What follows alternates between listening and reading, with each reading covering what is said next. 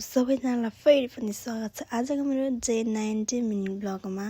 आज चाहिँ मैले मिनी ब्लग पनि के हुने है, छोटो मिठो भिडियो बनाएर ल्याएको छु साथीहरू। अनि आज म कोहलपुरमा नयाँ सप खोलेको छ 99 सप भन्ने। अनि म त्यहाँ गएर चाहिँ मैले सामानहरू किनेको थिएँ कि गाइज। अनि मलाई त्यस्तो भोक लागेको राति परेको थियो नि त। म चाहिँ गएर म आइसकेर पनि जति मलाई भोक लागेको थियो अनि मैले चाहिँ पहिला चाउचाउ खान्छु अनि पछि मेरो फेसको डेन्टिङ पेन्टिङ गर्छु भनेर मैले हजुरलाई बनेको थिएँ। त्यसपछि हेर्न सक्नुहुन्छ कि मैले म कति साह्रो मान्छे बुद्धु उल्लु होला के गाइज। पहिल्यै खोलेर राख्दैन मैले चाउचाउ खाएर अनि मलाई लाउन। अनि यो मास्क पनि मलाई लाउन आएन कि मैले पछि टिकटकमा सर्च गरी हेरेको के आमा नि कसरी लाउनु भएको के उहाँहरूले त।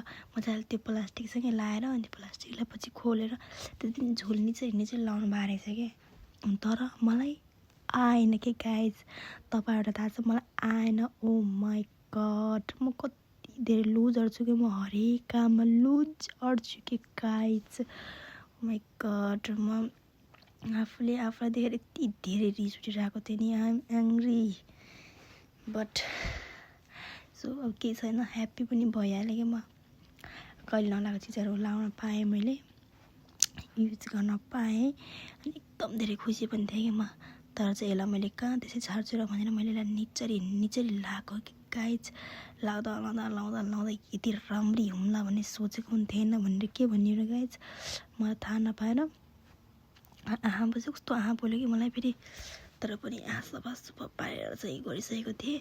अनि त्यसपछि फाइनली चाहिँ 15 मिनट चाहिँ पुगिसकेको थियो।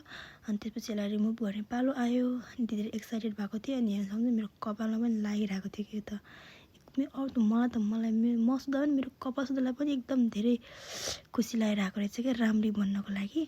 अनि त्यसपछि अरू त केही पनि आएन, धेरै रस चुयो। अनि त्यसपछि त्यही रसलाई मुखमा दलिदिएँ बेसमारी।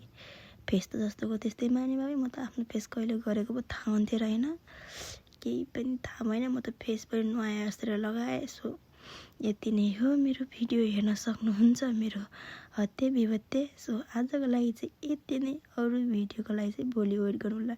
Thank you for watching every